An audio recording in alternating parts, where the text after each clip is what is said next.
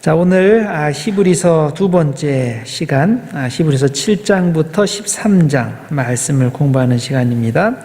자, 지난 시간에는 히브리서의 전반부를 공부했습니다.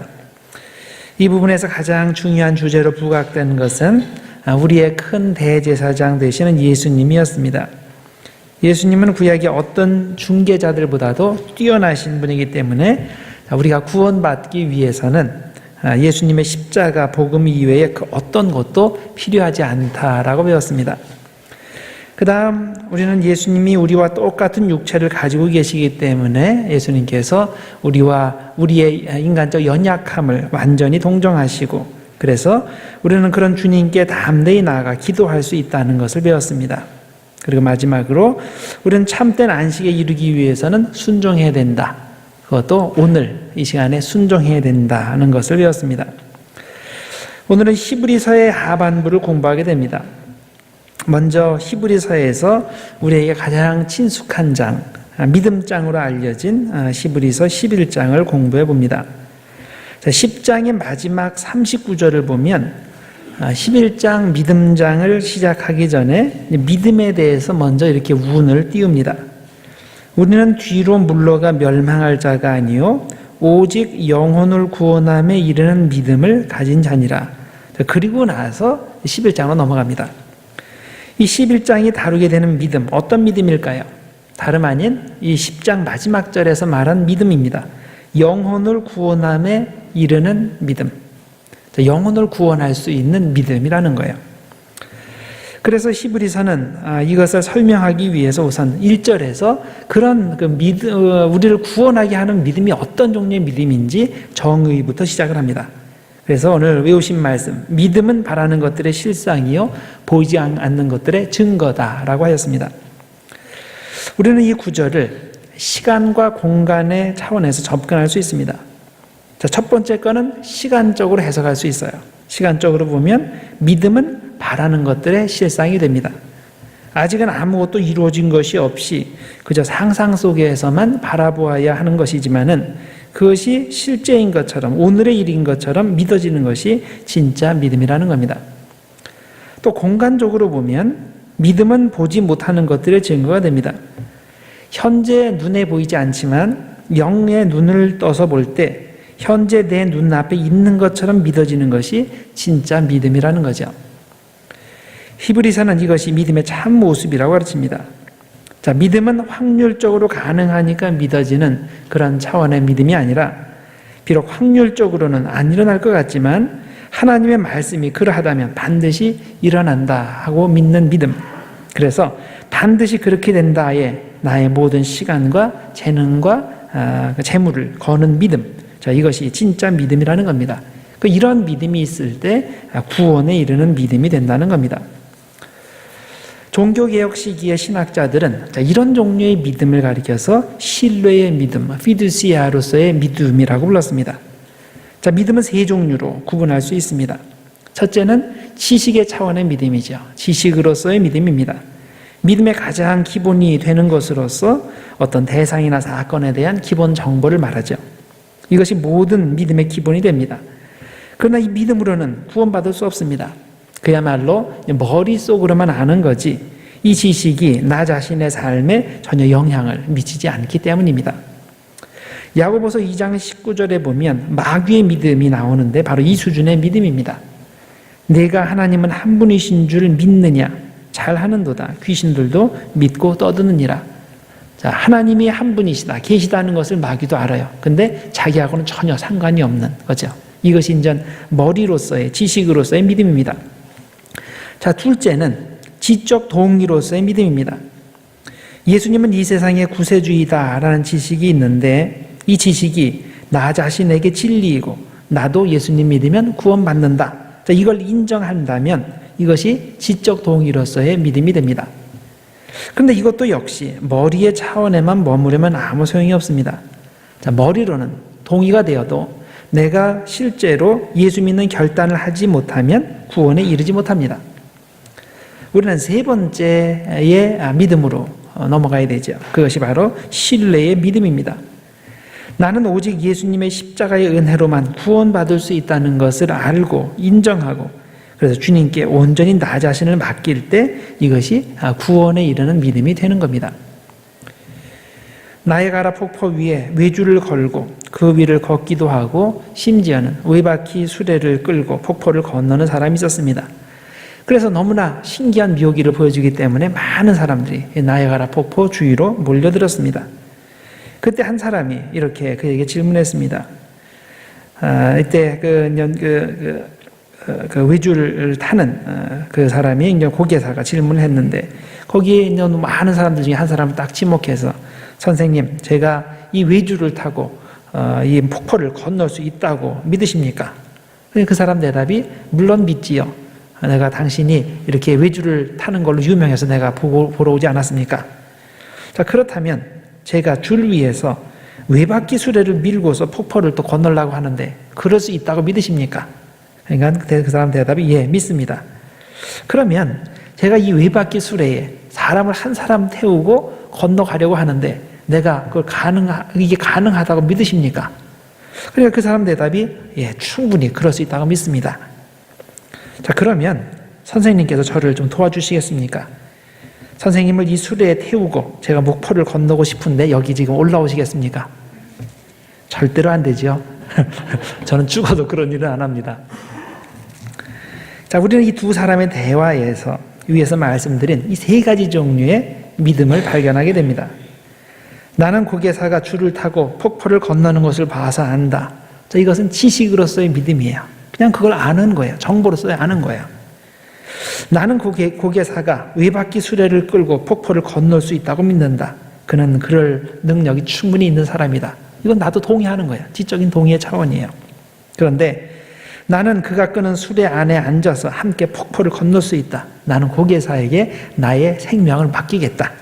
이거는 완전히 다른 차원의 믿음이죠. 이게 바로 신뢰의 믿음, 진정한 믿음인 겁니다. 하나님께서 요구하시는 믿음이 어떤 것일까요? 물어보나마나 이 세 번째 종류의 믿음이죠.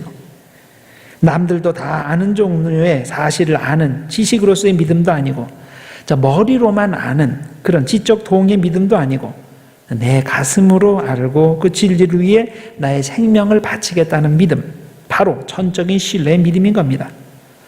현재 여러분은 이런 종류의 이런 참된 믿음을 가지고 있다고 생각하십니까? 올인이라는 그런 말이 있죠. 100% 이렇게 투자한다는 거죠. 나는 100% 그것이라고 확신하고 내 모든 것을 건다, 그런 표현입니다. 자, 그런데 과연 이 세상에 그렇게 나 자신의 모든 것을 걸 만한 것이 있을까요? 예수님밖에 없습니다. 예수님의 비유 가운데 밭에 묻힌 보물을 발견한 그 농부 이야기가 있죠. 그 사람이 밭을 열심히 갈다가 그 밭 밑에 엄청난 보물이 담긴 것을 발견합니다. 자, 그리고 나서 어떻게 합니까? 자기의 가진 것을 다 팔아가지고 그 밭을 샀죠. 이게 올린입니다. 또 진주 장사 이야기도 있습니다. 아주 값지고 훌륭한 진주를 발견하자 이 값진 것을 사기 위해서 자기 가진 걸 다 팔아 그 진주를 삽니다. 자, 이런 사람들이 올인한 사람들입니다. 자, 이거다라고 확신이 설 때 거기에 모든 것을 다 건 사람들인데, 자, 예수님께서는 바로 하나님 나라가 바로 이렇다는 겁니다. 모든 것 다 걸만한 가치가 있는 것이 하나님의 나라이고, 하나님의 나라는 그렇게 모든 것을 다 걸어야만 얻을 수 있다는 겁니다. 신앙생활에 성공하기 위해서는 이렇게 모든 것을 다 거는 신뢰의 믿음이 있어야 됩니다. 입으로는 믿는다고 하는데, 또 머리로는 다 동의한다고 하는데, 그 아는 지식이 나의 모든 것을 걸지 못한다면 그것은 가짜 믿음이 되고, 그런 가짜 믿음을 가지고서는 하나님의 나라를 얻을 수가 없습니다. 자, 민수기서에 보면 가나안을 정탐한 12명의 정탐꾼 이야기, 유명한 이야기가 나오죠. 이들이 가나안에 파견되어서 40일 동안 임무를 수행하고 돌아왔습니다. 그래서 보고를 하는데 완전히 다른 보고를 하게 되었죠. 자, 똑같은 것을 봤는데도 10명의 정탐꾼들은 아주 부정적인 보고를 했습니다. 우리가 두루 다니며 보았던 땅들은 거민을 삼키는 땅이다. 거기 가면 사람들 다 죽는다. 그리고 그곳에 있는 사람들은 신장이 장대한 거인들이다. 그 거인들에 비하면 우리는 메뚜기다. 메뚜기가 가서 싸워봤자 그건 죽는다. 이런 평가를 내렸습니다. 그러나 여호수아와 갈렙은 무엇이라 보고했습니까? 그들은 우리의 밥이다.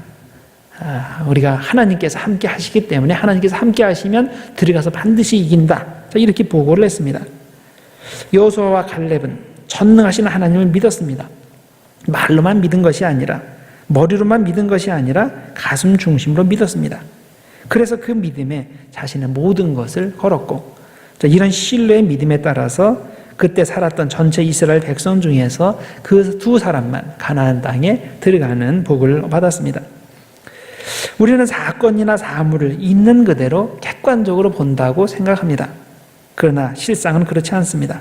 우리는 마음대로 봅니다. 더 정확히 말하면 믿음대로 보는 겁니다. 신뢰의 믿음으로 보는 사람은 하나님의 나라를 위해서 모든 것을 겁니다. 그리고 하나님은 그 믿음대로 그에게 하나님 나라를 주십니다.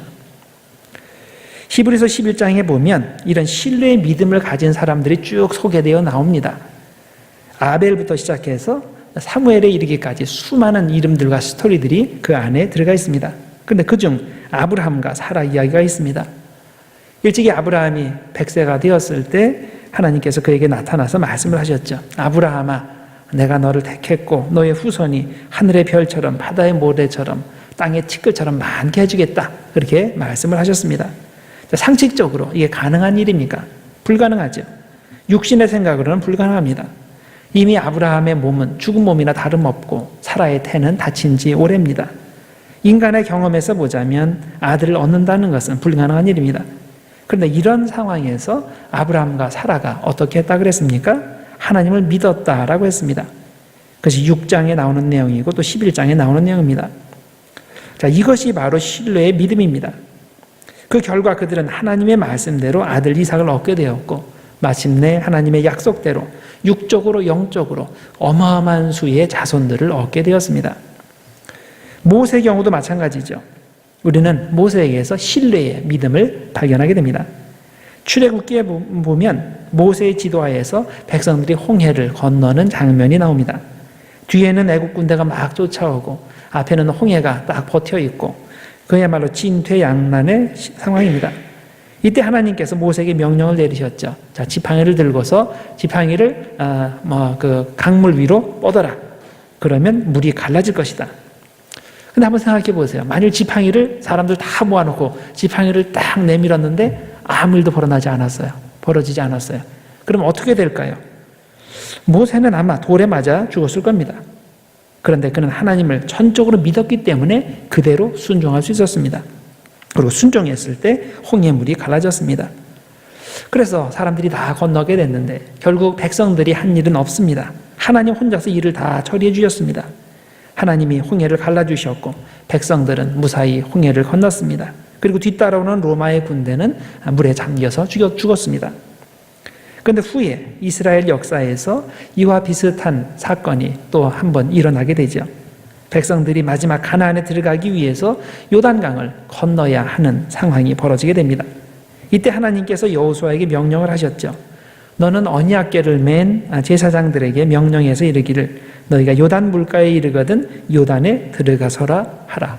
자, 먼저 발을 내디드라. 그렇게 명령을 내리셨습니다.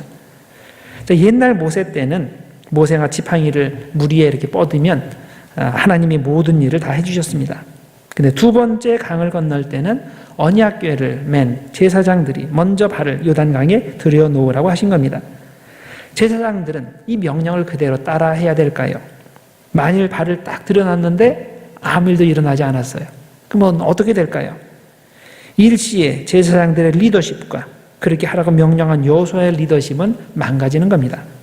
그리고 지도자들이 사기를 쳤다고 하면서 사람들이 무슨 험한 일을 벌일지 모릅니다. 그러나 여호수아는 하나님을 전적으로 신뢰하였습니다. 하나님께 모든 것을 다 걸었고 결국 이스라엘은 하나님의 기적을 다시 한번 체험하게 되었습니다. 자, 이런 것이 바로 신뢰의 믿음입니다. 우리가 믿음이라고 얘기할 때 뭐 내가 이걸 선택해도 별 불이익이 없고 이걸 선택해도 별 상관이 없고 그런 게 믿음이 아니에요. 내가 이것을 선택하면 나에게 큰 불이익이 있고 나에게 큰 어려움이 와요. 그럼에도 불구하고 하나님의 명령에 따라서 이걸 선택하는 거. 그러니까 나의 모든 것을 거는 거죠. 나의 중요한 것을 걸고서 이걸 선택하는 상황, 그때 선택했을 때 그것이 바로 이 신뢰의 믿음인 겁니다. 전능하신 하나님을 단순히 머리로 믿는 믿음이 아니라 가슴으로 믿는 믿음. 그래서 하나님께 자신의 전 생애를 거는 믿음, 이게 신뢰의 믿음인 겁니다. 자, 이런 신뢰의 믿음이 있을 때 하나님께서 역사하십니다. 여러분, 우리의 삶 가운데서 하나님께서 역사하시기를 바라지 않습니까? 어떤 사람들은 저 사람의 삶에서 하나님께서 이렇게 역사하시고 크게 역사하셨어. 부럽지 않아요? 내 삶에도 하나님께서 그렇게 역사하셨으면 좋겠다. 그런데 신뢰의 믿음이 있을 때 하나님께서 역사하세요. 신뢰의 믿음이라는 것은 하나님을 위해서 모든 걸 거는 거예요. 그런 믿음이 있을 때 하나님께서 역사하시는 거지. 이거 해도 그만, 저거 해도 그만. 그런 경우에는 하나님께서 역사하실 필요가 없는 거예요. 하나님께서 역사 안 하셔도 자기 머리로 잘 살고 그러니까 특별히 도와주실 필요가 없는 거죠. 히브리서 11장에 기록된 이름들 많습니다. 그런데 이 세상에서 신뢰의 믿음을 가지고 하나님을 기쁘시게 한 사람들이 그들뿐일까요? 아닙니다. 비록 현재 우리가 가지고 있는 히브리서 11장은 40절밖에 안 돼서 벌써 이게 꽉 찼기 때문에 거기 딴 이름이 들어갈 수가 없습니다. 그러나 천국에 있는 히브리서 11장은 지금도 양이 무한정으로 늘어나고 있다고 믿습니다. 하나님께 모든 것을 맡기고 하나님을 전적으로 신뢰하며 믿음 생활하는 분들이 지금도 많이 계신데 그들의 이름이 지금도 매일매일 이 히브리서 11장을 채워가고 있다고 믿습니다. 믿음 좋은 권사님이 계셨습니다. 그분은 딸 둘이 있는데 큰 딸은 일찍 죽어서 세상을 떠나서 하늘나라에 갔습니다. 둘째 딸은 미국에 와서 그곳에서 살고 있습니다. 어느 날 권사님이 둘째 딸 보려고 미국으로 가게 되었습니다. 미국으로 가려면 비행기 타고 와야 되니까 비행기를 타고 오는데 그 비행기 타고 나서 하던 대로 하나님께 기도도 드리고 또 성경 말씀도 보고 그랬습니다. 자, 그리고 나서 남은 시간에 무료함을 달리기 위해서 뜨개질감을 가지고 온 것을 가지고 뜨개질을 하기 시작했습니다. 그런데 한참 가다가 비행기가 난기류를 만나서 심하게 흔들립니다. 조금만 흔들리는 것이 아니라 한동안 계속 흔들려서 너무너무나 심란한 상태가 됐습니다. 그러자 승객들은 또 공포에 떨기 시작했고 여기저기서 비명소리도 들려옵니다. 그런데 이 권사님은 그 와중에도 침착합니다. 단지 비행기가 너무나 흔들려서 이 뜨개질을 할 수가 없어서 그걸 잠깐 옆에다가 이제 치워놓고 성경책을 무릎에 이렇게 놓고서 그리고 손을 얹고 기도를 계속 하고 있습니다. 자, 얼마의 시간이 지나자 비행기는 다시 안정을 되찾았습니다. 이때 옆에 앉아있던 승객이 권사님에게 놀라운 듯이 물었습니다. 아주머니, 그렇게 사람들 두려워하고 그리고 그토록 위태로운 상황에서 어쩜 그렇게 침착한 태도를 유지하실 수 있습니까? 권사님은 웃으시면서 이렇게 대답을 했다 그러죠. 예, 제게는 딸이 둘이 있습니다. 큰 딸은 지금 천국에서 살고 있고 둘째 딸은 지금 미국에서 살고 있습니다. 이 비행기가 가다가 무슨 일을 만나서 비행기가 추락을 해서 내가 죽게 된다면 그럼 나는 천국에서 큰 딸을 만날 겁니다. 근데 비행기가 무사하게 미국에 도착하게 되면 나는 미국에서 둘째 딸을 만나게 될 겁니다. 자, 하나님께서 저를 어떻게 인도하시는지 저는 별 상관이 없습니다. 자, 얼마나 귀한 믿음입니까? 아마 이 사람이 이런 장면을 딱 보여주기 위해서 이때만 이렇게 했을까요? 아니겠죠? 평소의 삶이 이런 거예요. 모든 걸 하나님께 맡기면서 사는, 그래서 인생에 어떤 일이 벌어져도 하나님을 신뢰하는 그런 사람인 거예요. 그래서 이런 상황이 벌어졌을 때 자연히 그런 하나님을 신뢰하는 모습이 나타나게 된 겁니다. 살든지 죽든지 모든 것을 주님께 맡기는 믿음, 이것이 히브리서 11장이 말하는 믿음입니다. 그렇다면 이 권사님의 이름도 히브리서 11장에 그 이름이 올라가 있지 않을까요? 과연 여러분과 저는 어떨까요? 우리 이름이 이 히브리서 11장에 이름이 올라가 있을까요? 앞으로 올라가게 될까요? 히브리서 11장은 후대 사람들에게 닫힌 장이 아니라 현재에도 많은 믿음의 사람들의 이름을 받아들이고 있는 열린 장입니다. 하나님을 전적으로 신뢰하는 믿음의 사람, 그래서 하나님 나라에 자신의 모든 것을 투자하는 사람, 자, 이런 사람이 되면 우리도 이름이 그곳에 올라가게 될 겁니다. 모두 히브리서 11장에 자신의 이름이 올라가게 되는 여러분들 되시기를 바랍니다. 자, 그 다음에 두 번째로 말씀드릴 것은 완전에 대해서입니다. 이 히브리서에는 완전을 향한 삶에 대한 설명이 많이 나옵니다. 자, 완전이라는 단어가 헬라어로 그리스어로 텔레이오시스라는 단어입니다. 이 텔레이오시스, 완전이라는 단어가 이 히브리서에 이제 즐겨 사용되는 단어인데, 이 단어의 일차적인 의미는 목표에 도달하는 겁니다. 이 텔레이오시스에 들어간 그 어근이 뭐냐면 텔로스예요. 텔로스는 마지막, 끝, 목표, 그런 뜻이 돼요. 그럼 텔레이오시스, 완전이라는 것은 뭐냐면 목표에 도달하는 거예요. 끝에 도달하는 거예요. 정해진 어떤 그 마지막 지점에 도달하는 것. 자, 이것이 텔레오시스, 완전이라는 단어입니다. 그래서 이것이 상황에 따라서 약간 다른 뜻이 됩니다. 약속된 예언이 정해진 목표에 도달한다. 그런 의미로 사용될 때는 이것이 성취라는 단어로 번역이 됩니다. 또 그리스도의 성육신과 고난을 통해서 그리스도가 구속 사역을 끝마치신다. 자, 그런 의미로 사용이 될 때는 완성, 완수 이런 의미로 사용이 됩니다. 또 예수를 따르는 성도가 자신에게 주어진 신앙의 목표에 가까워진다. 그것까지 이른다라는 의미에서는 성숙, 성장이라는 단어로 번역되기도 합니다. 그래서 여러분들이 히브리서를 읽을 때 완전이라는 텔레이오시스라는 단어를 읽게 되면 이 한 단어가 완전, 온전, 성취, 완성, 성숙 이런 식으로 다양하게 번역이 될 수 있다는 것을 아시기 바랍니다. 히브리서를 읽어보시면 완전이라는 단어도 나오고 온전이라는 단어도 나와요. 온전이라는 단어랑 완전이라는 단어가 다른 단어가 아니에요. 똑같아요. 아마 제 생각에는 이걸 다 똑같이 완전으로 번역을 해야 되는데 완전 그러면 너무 많은 것을 요구하는 것 같아서 온전이라는 말로 이렇게 약간 온건하게 번역을 하지 않았을까. 이건 제 추측이에요. 어떤 증거는 없지만은 그렇지만은 다 같은 단어라는 걸 여러분들이 알고서 히브리서를 읽으시기 바랍니다.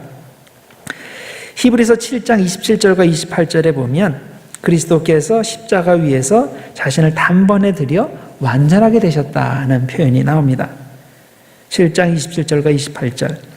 그는 저 대제사장들이 먼저 자기 죄를 위하고 다음에 백성의 죄를 위하여 날마다 제사 드리는 것과 같이 할 필요가 없으니 이는 그가 단번에 자기를 들여 이루셨습니다. 율법은 약점을 가진 사람들을 제사장으로 세웠거니와 율법 후에 하신 맹세의 말씀은 영원히 온전하게 되신 아들을 세우셨느니라. 저희 여기에 보면 영원히 온전하게 되셨다라는 표현이 나오죠. 그리스도는 영원히 온전하게 되신 아들이에요. 구약의 제사장들은 불완전합니다. 그래서 자꾸만 반복해서 속죄의 제사를 계속 드려야 됐었죠. 그러나 그리스도는 반복해서 제사를 드리실 필요가 없습니다. 한 번이면 됩니다. 왜냐하면 십자가 위에서 단번에 완전한 제사를 드리실 수 있는 그런 완전하신 분이기 때문입니다. 그리스도께서 단번에 영원한 속죄의 제사를 드리셨다는 내용은 히브리서에 여러 군데에서 이제 반복돼서 나옵니다. 자, 2장 10절에 보면 그리스도가 고난을 통해서 완전하게 되셨다라는 표현이 등장합니다. 자, 2장 10절에 이렇게 되어 있어요. 그러므로 만물이 그를 위하고 또한 그로 말미암은 이가, 이건 성부 하나님을 말하는 거예요. 성부 하나님께서 많은 아들들을 이끌어 영광에 들어가게 하시는 일에 그들의 구원의 창시자 즉 그리스도를 고난을 통하여 온전하게 하심이, 완전하게 하심이 합당하도다. 자, 고난을 통해서 완전하게 되었다라는 표현이 나오죠. 그다음에 5장 8절과 9절도 같은 내용입니다. 그가 아들이시면서도 받으신 고난으로 순종함을 배워서 온전하게 되셨은즉, 여기도 완전하게 되었은즉 똑같은 말이에요. 자기에게 순종하는 모든 자에게 영원한 구원의 근원이 되셨다. 자, 그렇다면 우리에게 이런 의문이 생깁니다. 자, 그리스도는 이 땅에 오시기 전에 이미 완전하신 하나님이 아니십니까? 왜 십자가의 고난을 통해서 완전하게 되셨다고 하는 걸까요? 이미 히브리서 1장 3절에 보면 그리스도의 완전한 신성을 이미 선언하지 않았습니까? 이렇게 돼 있죠. 이는 하나님의 영광의 광채시요 그 본체의 형상이시라. 그의 능력의 말씀으로 만물을 붙드시며 죄를 정결하게 하는 일을 하시고 높은 곳에 계신 지극히 크신 이의 우편에 앉으셨느니라. 자, 완전한 하나님이라는 거예요. 자, 그런데 뭘 더 완전하게 한다는 말입니까? 자, 이것은 그리스도께서 인품이나 성격에서 부족함이 있기 때문에 완전하게 되실 필요가 있다라는 것이 아니에요. 다시 말해서 도덕적 불완전이 있기 때문에 이런 것들을 통해서 도덕적으로 완전하게 된다, 그런 의미가 아니에요. 자, 여기서 말하는 것은 사람들의 구속 사역에 관련해서 완수해야 할 일이 남아있다는 의미입니다. 즉 기능적 불완전이에요. 그리스도가 성육신 하시고 십자가의 도를 달려 돌아가시기까지는 구속 사역이 완성되지 않습니다. 자, 그런 기능적인 면이 있는 거예요. 그래서 그런 면에서 그리스도께서 십자가의 고난을 통해서 완전하게 되셨다는 표현이 가능합니다. 즉 완성되셨다는 표현이 가능한 거예요. 그래서 이런 컨텍스트에서는 완전하게 되셨다는 보다는 완수 혹은 완성이라는 표현이 더 적절할 것 같습니다. 자, 그래서 히브리서에서 보면 그리스도는 영원히 완전하신 분입니다. 그런데 이 완전은 그리스도에게만 적용되는 것이 아니라 성도들에게도 적용이 됩니다. 왜냐하면 그리스도의 완전은 그리스도 안에 거하는 성도의 완전으로 이어지기 때문입니다. 12장 2절에 그 성도가 완전하게 된다는 표현이 나옵니다. 12장 2절. 믿음의 주여 또 온전하게 하시는 이, 여기는 온전하게 하시는 이라고 했는데 완전하게 만들어주시는 이인 예수를 바라보자, 이렇게 돼 있어요. 여기에 보면 예수님은 우리를 완전하게 하시는 분이라고 하였습니다. 우리가 그분을 바라보며 열심히 성화의 길을 가면 우리도 그분같이 완전하게 될 수 있다는 말입니다. 그리고 이렇게 완전하게 되면 의인이 되어 천국에 갑니다. 12장 22절과 23절에 그 내용이 나옵니다. 그러나 너희가 이른 곳은, 너희가 도착한 곳은 어디냐? 시온산과 그 다음에 살아계신 하나님의 도성인 하늘의 예루살렘과, 똑같은 말이에요. 똑같은 의미를 약간씩 다른 표현을 사용해서 반복해서 강조하고 있는 거예요. 자, 너희가 이른 곳이 어디냐? 하늘나라를 말하는 거죠. 시온산과 살아계신 하나님의 도성인 하늘 예루살렘과 천만 천사와 하늘에 기록된 장자들의 모임과 교회와, 이건 여기 교회가 아니고 하늘의 교회를 말하는 거예요. 만인의 심판자이신 하나님과 및 온전하게 된 의인의 영들과, 여기 보면 온전하게 된, 완전하게 된 의인들의 영들이라는 표현이 나와요.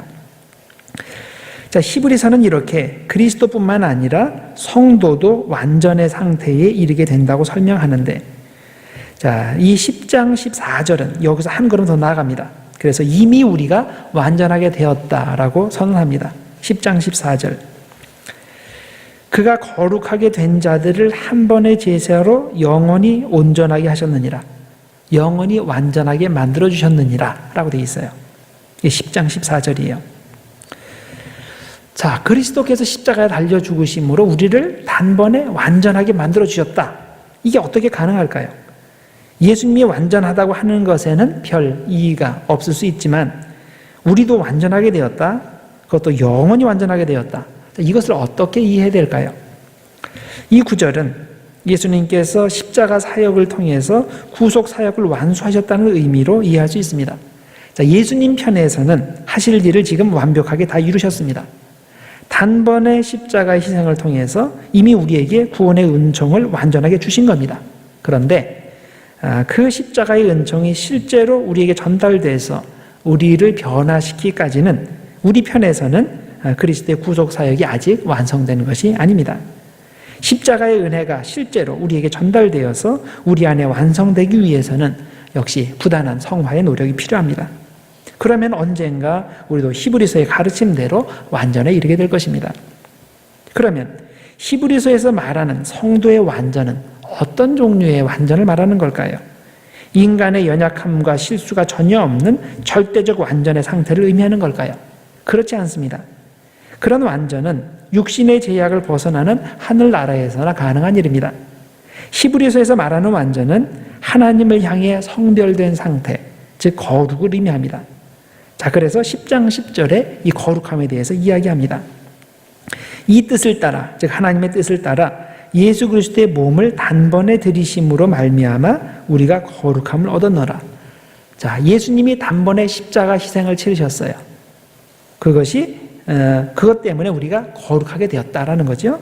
그 다음 10장 14절. 그가 거룩하게 된 자들을 한 번의 제사로 영원히 온전하게 하셨느니라.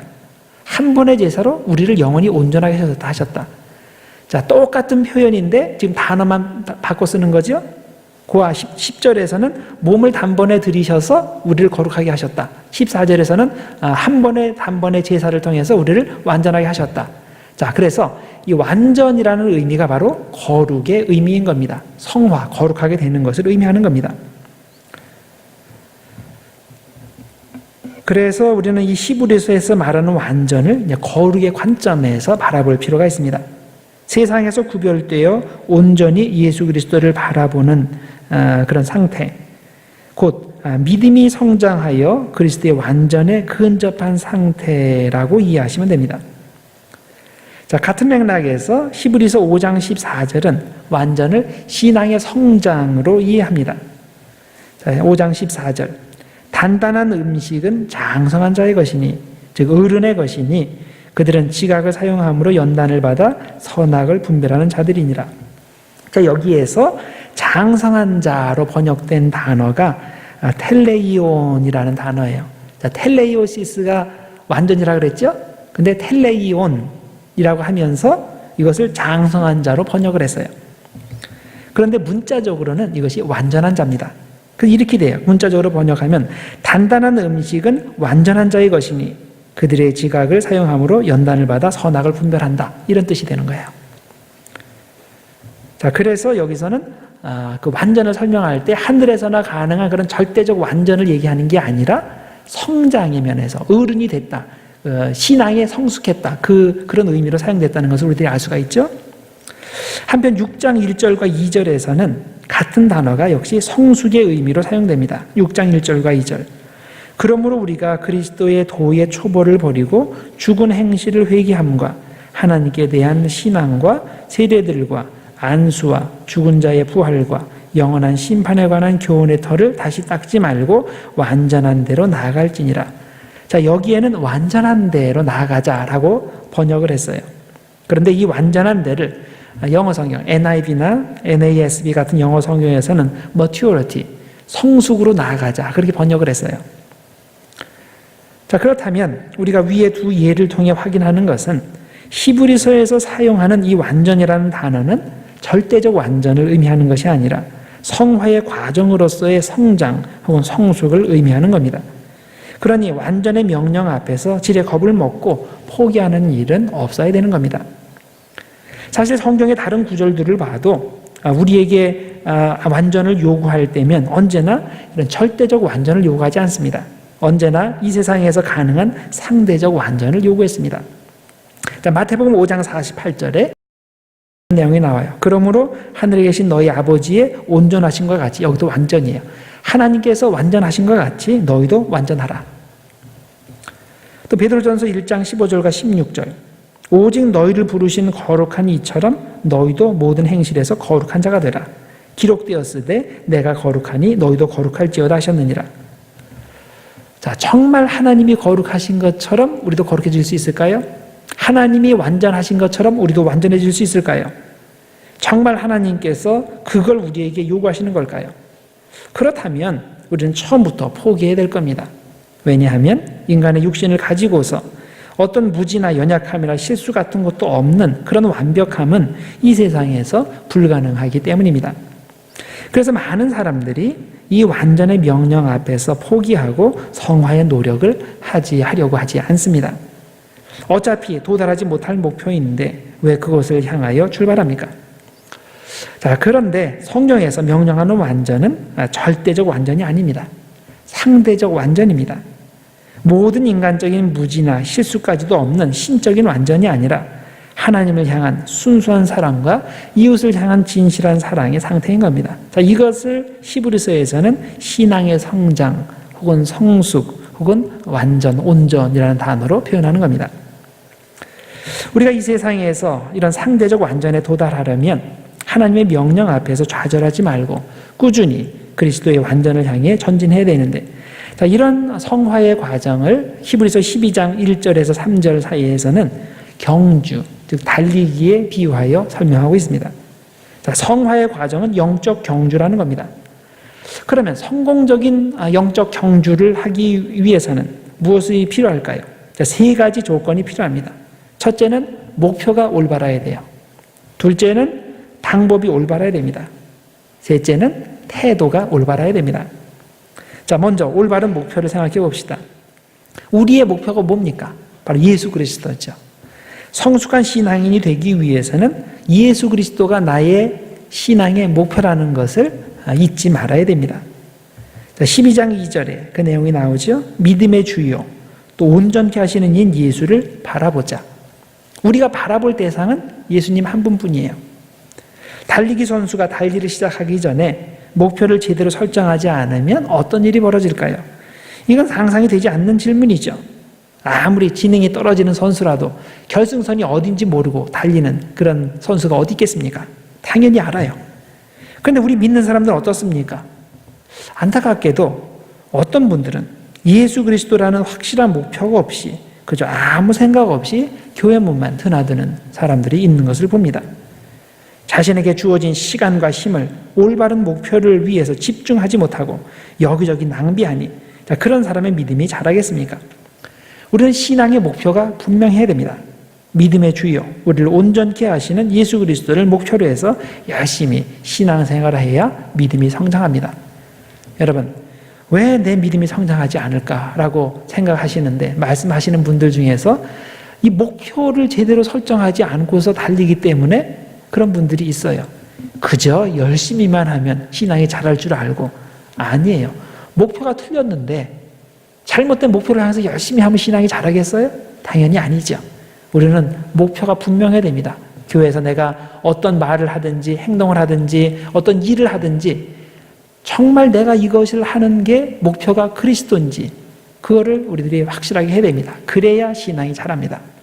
자, 두 번째, 방법이 올바라야 됩니다. 성숙한 신앙인이 되기 위해서는 불필요한 것들을 정리하고 주님께 집중하는 방법을 사용해야 됩니다.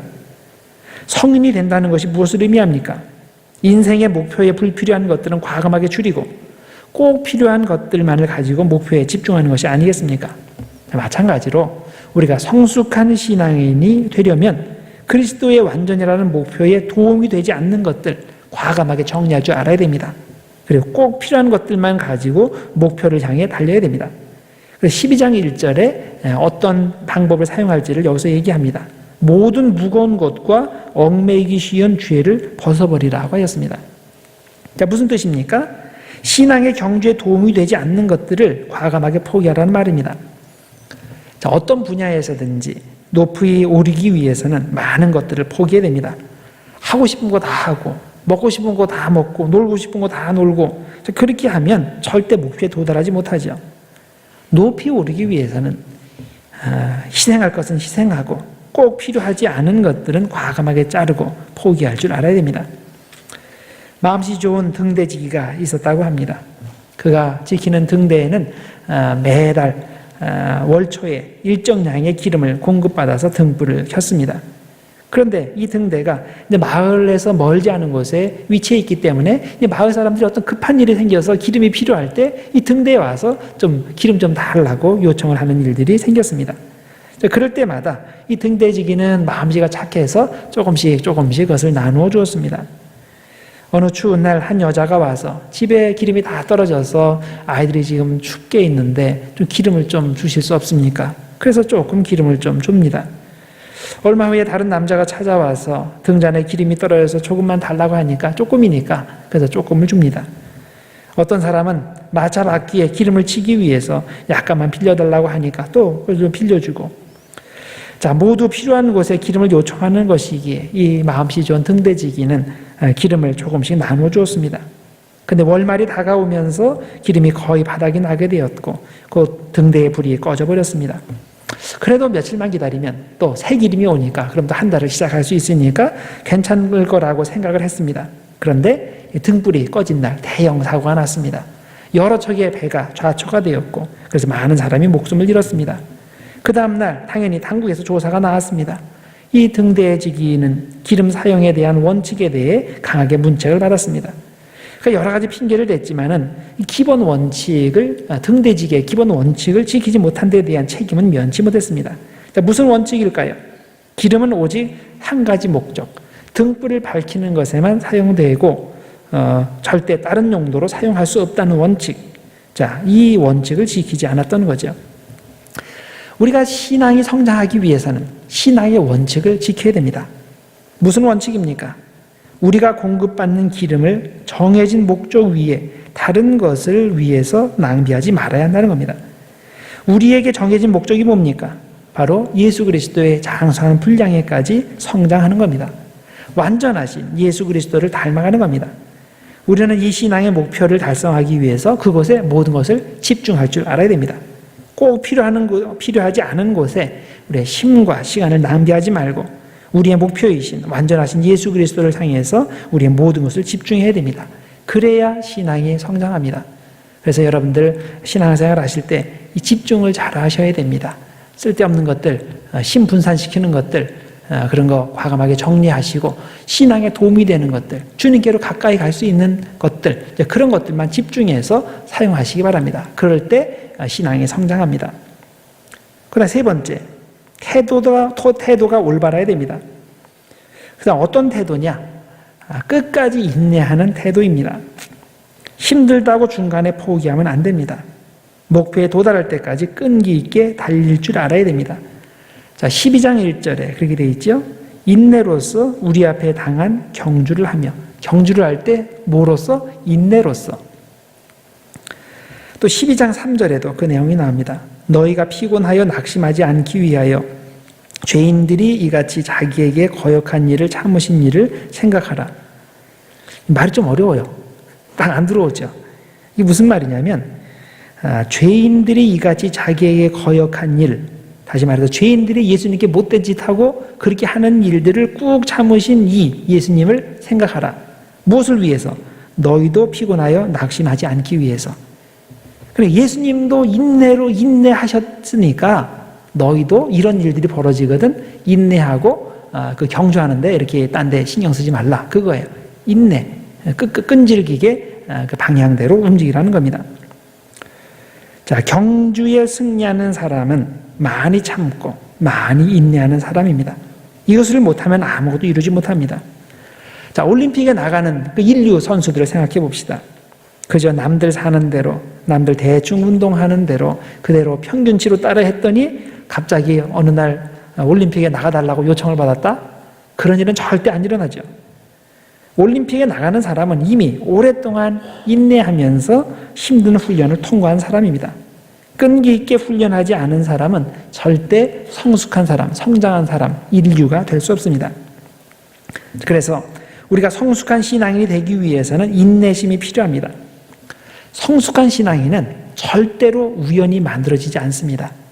여러분, 성격이 좋다고 그래서, 온순하다 그래서 그런 상태로 그냥 대충 신앙생활을 했더니 30년 후에 아주 인류 신앙인이 되었다? 그런 일은 절대 일어나지 않아요. 사람이 성격이 좋은 것하고 신앙이 좋은 거는 다른 거예요. 신앙의 성숙은 반드시 인내로서만 이루어집니다. 그리고 이것은 의도적인 선택이어야 돼요. 그렇게 되고자 하는 결단력과 끈기가 있어야 됩니다. 그래서 오랫동안 신앙생활을 했다고 저절로 성숙한 신앙인이 되는 것이 아니라는 것을 아셔야 됩니다. 주변에 보면 어떤 분들은 몸은 성장했는데 정신적으로, 정서적으로 전혀 성장이 안 이루어진 경우가 있는데, 마찬가지로 신자들 중에도 수십 년 예수 믿어도 전혀 그리스도의 성품을 담지 못하고 성령의 열매를 맺지 못하는 분들이 있습니다. 자, 그렇게 되지 않도록 우리는 인내심을 가지고 영적 훈련에 열심을 내야 됩니다. 기분 내키면 기도하고 아니면 기도 안 하고, 시간 나면 성경 공부하고 아니면 안 하고, 사람들이 나를 알아주면 열심히 일하고 아니면 안 하고, 자, 그러면 안 됩니다. 자, 그런 것들과 상관없이 꾸준히 인내심을 가지고 성화의 길을 가는 사람, 자, 이 사람이 신앙의 성숙에 이르게 됩니다. 주님은 우리에게 완전을 명령하셨습니다. 그 이유는 우리에게 가지시는 기대치가 상당히 높기 때문입니다. 대충 남들 하는 대로 신앙생활 하다가 턱걸이로 구원받아 천국에 오는 거 원치 않으십니다. 주님은 우리 모두가 그리스도의 완전에 근접한 상태가 되기를 기대하십니다. 비록 인간적인 무지나 실수로 인해서 천국에서나 가능한 그런 절대적 완전은 이 땅에서 불가능하지만 이곳에서도 가능한 상대적 완전, 즉 하나님을 최고로 사랑하고 이웃을 내 몸같이 사랑하는 수준에 우리가 모두 도달하기를 기대하십니다. 자, 그러기 위해서 우리는 열심히 신앙의 경주를 해야 되는데 예수를 목표로 삼아 달려야 되고 불필요한 것들을 정리하며 주님께만 집중하면서 달려야 되고 끝까지 성화기를 포기하지 않는 인내심을 가지고 달려야 됩니다. 자, 그러면 언젠가 우리가 상대적 완전에 이르는 은혜를 주님께서 허락하실 것입니다. 이런 은혜가 임하는 여러분과 제가 되기를 바랍니다.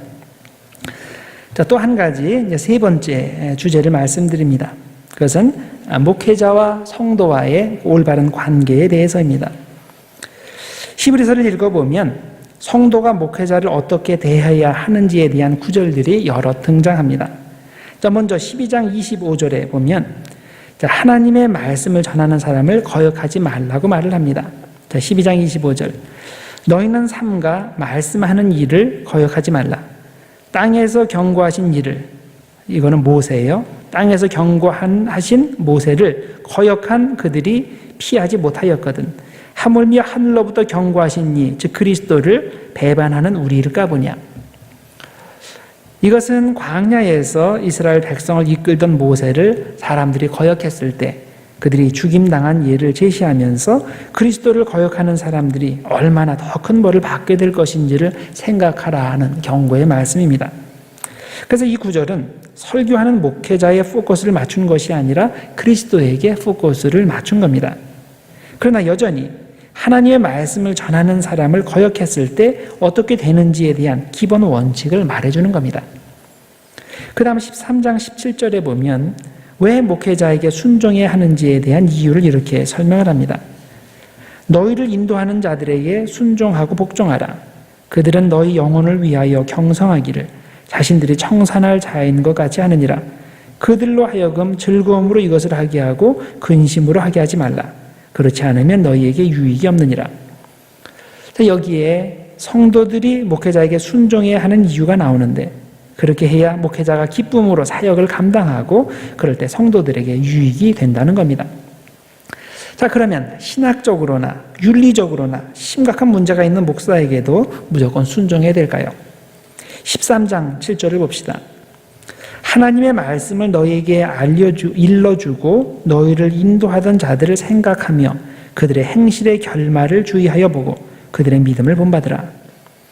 자, 여기에 보면 그들의 행실의 결말을 주의하여 보고 그들의 믿음을 본받으라 라고 되어 있습니다. 성도는 목회자의 행실의 결말을 주의하여 관찰할 필요가 있습니다. 목사가 뭘 잘못했나 항상 불꽃 같은 눈으로 감찰하라는 그런 말이 아니라 길게 봐서 목사가 얼마나 하나님 앞에 진실하게 목회하는지를 살피고 그의 믿음을 본받아 살라는 뜻입니다. 물론 이것은 좋은 케이스를 염두에 두고 하는 권면입니다. 목사가 맡겨진 직무를 제대로 수행했다면 그의 행실의 결말이 선할 수밖에 없고 성도는 그것을 진실된 믿음의 표현으로 받아들여서 목사의 믿음을 본받아 사는 것이 정상입니다. 그런데 슬프게도 목사의 행실의 결말이 정반대인 경우들도 있죠. 목사의 행실의 결말을 보니 이게 너무나 악합니다. 그렇다면 그런 상황에서도 그의 믿음을 본받아야 되겠습니까? 그렇지 않습니다. 우리는 목사라고 해서 무조건 순종하면 안 됩니다. 왜냐하면 이단들도 있고 사꾼들도 있기 때문입니다. 요한복음 10장에 보면 선한 목자와 사꾼들을 비교하고 있죠. 양을 친다고 해서 다 선한 목자가 아닙니다. 그 중에는 자기 이익만 챙기는 사꾼들도 있는 겁니다. 또 히브리서 13장 9절에 보면 여러 가지 다른 교훈에 끌리지 말라라고 경고하고 있습니다. 교회에서 올바른 교훈만 선포되면 참 좋겠는데 이 말세이기 때문에 교회에서도 다른 교훈이 선포됩니다. 자, 그럴 때 성도는 그런 교훈에 끌려다니지 말아야 됩니다. 그것이 잘못된 교훈이라는 것을 알아야 되고 그것을 분별하여 거부해야 됩니다. 목사와 성도의 관계에서 건강하지 못한 양극단이 있습니다. 한쪽 극단은 교인들은 무조건 목사의 명령에 따라야 한다는 생각입니다. 목사는 하나님께서 기름 부어 선택한 사람이기 때문에 사람들은 목사의 말을 하나님 말씀으로 받아들이고 절대로 토달지 말고 무조건 복종해야 된다, 이런 의견입니다. 한편 반대 극단은 목사는 교인들이 헌금한 것으로 생활하는 사람이니까 목사는 교인들이 원하는 대로만 사역해야 된다는 입장입니다. 이런 이해를 가지고 있는 사람은 목사의 목회 방침이나 사역의 그런 방향까지도 좌지우지하려고 합니다. 그래서 만일 목사가 하나님의 말씀이라고 하면서 교인들이 싫어하는 방향으로 교회를 움직이려 하면 적극 방해하거나 목사를 쫓아냅니다. 자, 이 두 가지 태도 모두 건강하지 못합니다. 목사를 하나님처럼 섬겨서도 안 되고 반대로 목사를 교인들의 비위를 맞추는 종으로 생각해서도 안 됩니다. 그러면 목사와의 관계에서 어떤 태도를 가지는 것이 성경적일까요? 자, 가장 기본적인 원칙은 목사에게 순종하고 복종하는 겁니다. 왜 그렇게 해야 됩니까? 그가 교인들에게 성경을 가르치기 때문입니까? 당연히 그렇기도 하지만 더 근본적인 이유가 있습니다. 그것은 목사는 교인들의 영혼을 보살피라고 하나님의 특별 명령을 받은 사람이기 때문입니다. 그래서 마지막 날에 모든 목사는 하나님 앞에서 자기가 어떻게 성도들의 영혼을 돌보았는지 낱낱이 보고해야 됩니다. 그 내용이 13장 17절이죠. 그들은 너희 영혼을 위하여 경성하기를 자신들이 청산할 자인 것 같이 하느니라. 자, 표현이 좀 어렵죠. 현대인의 성경은 이렇게 쉽게 번역했습니다. 그들은, 목회자들은 자기들이 한 일을 하나님께 보고해야 할 사람들이므로 정신을 바짝 차리고 여러분의 영혼을 보살핍니다.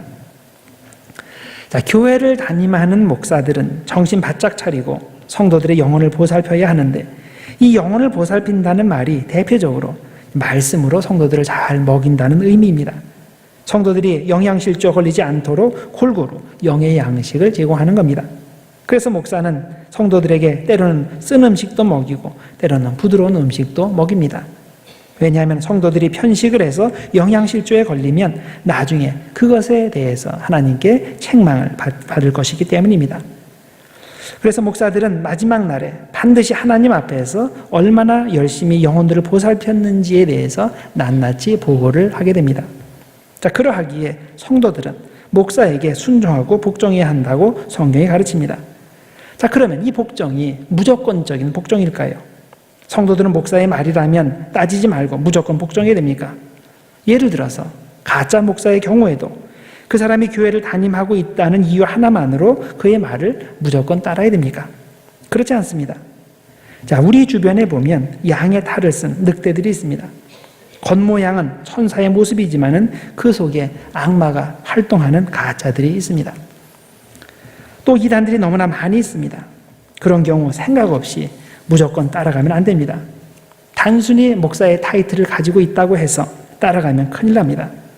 목사가 성경 말씀대로 제대로 가르치면 그대로 따라가야 되지만 성경 말씀대로 가르치지 않고 자기 마음대로 가르치면 절대로 따라가면 안 됩니다. 그렇게 따라가다가 그가 지옥 갈 때 함께 지옥에 갑니다. 목사가 성경 말씀을 제대로 가르치고 그 가르침대로 성도들을 이끌고 있는 경우라면 성도들은 그 목사를 어떻게 대해야 될까요? 히브리서 13장 17절에 보면 그들에게 순종하고 복종해야 한다라고 가르칩니다. 자, 순종과 복종, 이 두 가지 단어를 함께 사용하고 있는데 이 둘이 어떤 차이가 있을까요? 대개 순종은 좋아서 순순히 따르는 것을 말하고 복종은 싫어서 억지로 따르는 것을 말하는데 원문에도 그렇게 되어 있을까요? 맞습니다. 원문에도 그렇게 되어 있어요. 자, 순종은 페이테스테라는 단어, 설득되다라는 표현으로 되어 있습니다. 페이토라는 말은 persuade, 설득하다 그런 뜻이에요. 그것의 수동태예요. 그래서 순종이라는 말은 설득되다라는 의미이고, 복종은 후페이케라는 단어예요. 항복하다, 저항을 중지하다 이렇게 되어 있어요. 이건 자기의 의지를 꺾는 걸 말하는 거죠. 그래서 순종은 정신 혹은 이해 차원에서 설득되어 따르는 것, 즉 동의하는 것을 말하고, 복종은 의지의 차원에서 자신의 뜻을 굽히고 따르는 것을 말합니다. 이 둘 중에 우선 순종에 대해서 설명드리면 야고보서 3장 17절에 보면 순종의 태도를 이렇게 설명합니다. 자, 지혜에 대해서 설명하면서 하늘의 지혜에 대해서 설명하면서 그 중에 이 순종에 대해서 포함해서 설명을 합니다. 이렇게 돼 있어요. 오직 위로부터 난 지혜는, 하늘의 지혜는 첫째 성결하고, 다음에 화평하고, 관용하고, 양순하며, 이렇게 쭉 되어 있는데, 이 양순하며라는 이 단어, 이것이 쉽게 설득된다라는 뜻입니다.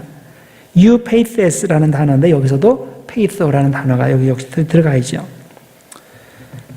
자, 역시 설득하다는 의미인데, 그래서 이 NIV에서는 이것을 submissive, 순종적이라고 번역했습니다. 그래서 위의 내용을 종합하면 사람이 정신적으로, 합리적으로 설득되어서 양순하고 순종적이 되는 것은 사람에게서 나오는 것이 아니라 하늘에서 내리는 지혜가 있어야 하는 겁니다. 즉, 목사의 설교에 설득되어서 동의를 하는 것은 그 사람에게 하나님께서 주신 지혜가 있어야 가능하게 된다는 뜻입니다. 교인 중에 보면 합리적인 설득이 불가능한 사람이 있습니다. 다른 사람은 다 설득이 되는데 그 사람만 설득이 안 되는 경우가 있습니다. 자, 그런 사람은 하늘의 지혜가 없는 사람이죠. 하늘로부터 내린 지혜는 언제나 목사에게 양순하고 순종하도록 되어 있습니다. 이것이 안 되면서 하늘의 지혜가 있다고 말하는 것은 절대 성경적이지 못한 억지입니다. 그 다음 복종에 대해서 생각해 봅시다. 그것은 현재 나에게 이해가 되지 않을지라도 그 사람을 존중하고 믿기 때문에 복종하는 것을 의미합니다. 예레미야 35장에 보면 레갑 족속에 대한 이야기가 나옵니다. 하나님께서 예레미야에게 어느 날 엉뚱한 명령을 내리셨어요. 레갑 족속들을 성전의 한 방에 다 모으고 그들에게 포도주를 잔뜩 주면서 술 파티를 벌이라고 하는 거예요. 예를 들어서 이런 거예요. 자, 15석 여러분들 이번 주 금요일에 제 사무실로 다 모이십시오. 딱 모이고 났더니 제가 술을 이만큼 그냥 탁 해놓고서 자, 이제 술 파티 벌이시다. 자, 잡수세요. 이렇게 했다는 거예요. 그러면 어떻게 해야 될까요? 어떤 사람들은 목사님께서 말씀하셨으니까 해야지 하고 그런 분이 있을 거고, 아무리 목사가 얘기했어도 그거는 성경적이 아니니까 따르면 안 된다. 이렇게 나올 거예요. 자, 이 레갑 족속들이 어떻게 했냐? 이 예레미야가 지금 엉뚱한 명령을 내리니까 그걸 거부를 했어요. 절대 그렇게 못합니다. 아무리 선지자가 말했어도, 그리고 지금까지 올바른 예언을 했어도 지금 하는 예언은 아니라는 거예요. 그래서 거부를 했습니다. 자, 왜? 자기들 선조인 요나답이 그의 자손들에게 서약을 하게 했어요. 영원히 포도주를 입에 대지도 않겠다는 그런 서약을 하게 하고, 그 후에 지금까지 그 명령대로 우리가 쭉 살았는데 왜 이제 와서 그게 잘못된 것도 아닌데 그것을 그렇게 죄를 짓느냐는 거죠. 그런데 그들은 왜 요나답이 자기들에게 그런 명령을 내렸는지는 모릅니다. 그 이유를 알았다면 예레미야가 술을 먹으라고 했을 때 왜 요나답이 그것을 금지했는지 이유를 쭉 설명했을 겁니다. 근데 성경에 보면 그 이유에 대한 내용은 나오지가 않습니다. 어쨌든 레갑 족속 사람들은 이유는 몰라도 조상 요나답의 명령을 존중하기 때문에 평생 포도주를 가까이 하지 않았는데, 하나님께서는 이것을 기쁘게 보셨습니다. 이 잘못된 명령을 거부하는 것을 기쁘게 보시고 그들에게 약속의 말씀을 주십니다. 다시 예레미야를 통해서 말씀을 주시는데, 레갑 족속이 그 정도로 철저하게 성경적인 그런 진리를 따르고 순종했기 때문에 하나님은 그들이 앞으로 하나님 앞에서 영원히 서게 해주실 것이고 그 계보가 끊어지지 않게 해주실 거라는 그 축복의 말씀을 주셨습니다. 자, 이것이 성경에서 말하는 복종입니다. 복종은 왜 그 명령이 주어졌는지 다 이해가 안 돼도 그 명령을 준 사람을 믿고 신뢰하기 때문에 그 말에 복종하여 행동하는 겁니다. 히브리서 말씀이 목사에게 순종하고 복종하라고 할 때 위에서 설명한 두 가지 의미가 다 있는 겁니다. 마음으로 목사의 말에 동의할 뿐만 아니라 행동으로도 따르라는 말입니다. 때로는 성도의 입장에서 이해가 되지 않을 때가 있습니다. 그럴 때에도 하나님 주신 권위에 순복하여 따르는 것이 옳습니다. 그럴 때 목사가 즐거움으로 사역할 수 있게 되고, 그럴 때 성도들에게도 유익이 됩니다. 물론 목회자가 이단 사상을 가르친다거나 성경의 원칙에 위배되는 것을 하라고 요구한다면 성도는 당연히 그것을 거부해야 됩니다. 레갑 자손이 선지자 예레미야의 요구를 거부한 것처럼 말입니다. 그런데 그런 경우가 아닌 상황에서 의도적으로 목회자에게 불순종하고 복종하기를 거부한다면 이는 목회자를 근심하게 하고 즐거움으로 사역하지 못하게 만드는 겁니다. 그렇게 될 때 성도들은 영적으로 해를 입게 됩니다. 왜냐하면 근심하는 목회자로부터 건강한 영의 양식이 나올 수 없기 때문입니다. 자, 동시에 목회자를 근심하게 하는 사람은 스스로 하나님의 은혜 밖으로 나가게 되고, 그렇게 되면 은혜 안에서 누릴 수 있는 수많은 복이 그를 떠나게 됩니다. 하나님의 은혜는 하나님의 질서를 무시하는 사람에게는 전달되지 않습니다. 목회자에게 순종하고 복종하라는 권면이 있은 후에 다음 절 13장 18절에 이런 내용이 또 나옵니다. 자, 우리를 위하여 기도하라. 우리가 모든 일에 선하게 행하려 함으로 우리에게 선한 양심이 있는 줄을 확신하노니. 자, 왜 17절에서 목회자에게 순종하고 복종하라고 말한 다음에 18절에서 기도해달라는 말을 하고 그 다음에 우리에게는 확실히 선한 양심이 있다라고 말하는 걸까요? 이걸 안 믿는 사람들이 있기 때문이죠. 히브리서 독자들 중에는 기본적으로 목회자를 믿지 못하는 사람들이 있기 때문입니다. 당시에도 목회자가 어떤 말을 하거나 어떤 행동을 하면 무조건 의심부터 하는 사람이 있었다는 말입니다. 혹시 여러분들 중에도 그런 분들이 있지는 않습니까? 목사가 부자를 신망하면 돈만 밝힌다고 말하고, 사람들 앞에서 누군가에게 위로의 말을 하면 목사가 그 사람만 편애한다고 말하고, 성경의 원칙에 맞지 않는 것을 지적하면 자기만 미워한다고 말하고, 하여튼 모든 것을 삐딱하게 보는 분들이 있습니다. 이런 분들 덕분에 목사에게 직업병이 하나 생겼습니다. 그 뭐냐면 목사가 어떤 사람과 이렇게 인사하면서 이야기를 할 때 그 사람만 쳐다볼 수가 없어요. 왜냐하면 옆에 지나가는 사람, 뒤에 지나가는 사람도 같이 봐야 돼요. 왜냐하면 옆에 지나가는 사람이 이 목사를 이렇게 쳐다봤는데 목사가 눈길을 안 줬어요. 그러면 나중에 뭐라고 얘기하는지 아세요? 목사가 자기를 무시했다고 얘기를 해요.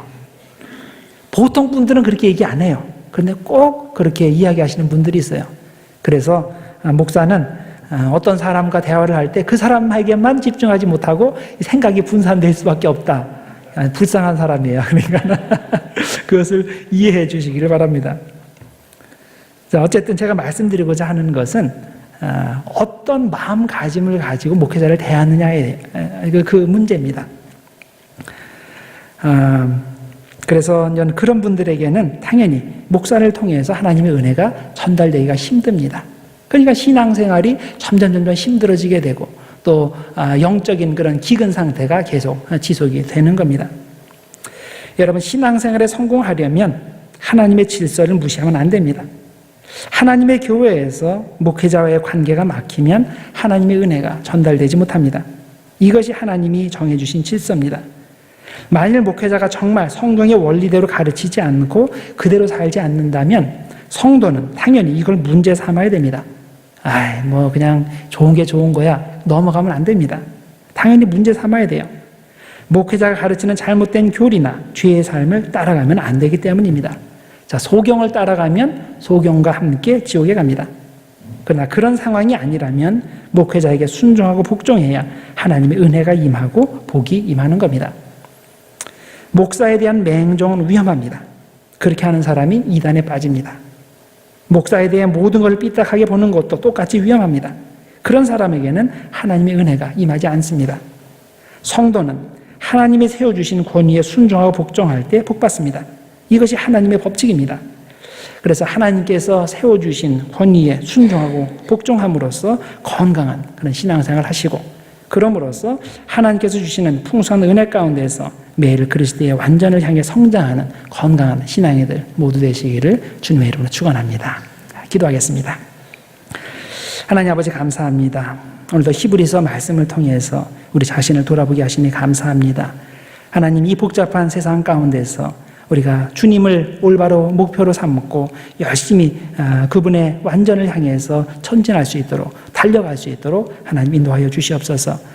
이 세상에 우리를 디스트랙트하는 것들이 너무나 많지만은 오직 주님만을 포커스 맞추고 그쪽으로 가게 하시고, 또 여러 가지 우리가 신앙생활을 하는 가운데서 온전히 신앙의 성숙을 위해 그리스도의 완전을 향해 성화의 길을 잘 가는 우리 모두가 될 수 있도록 하나님 축복하여 주시옵소서.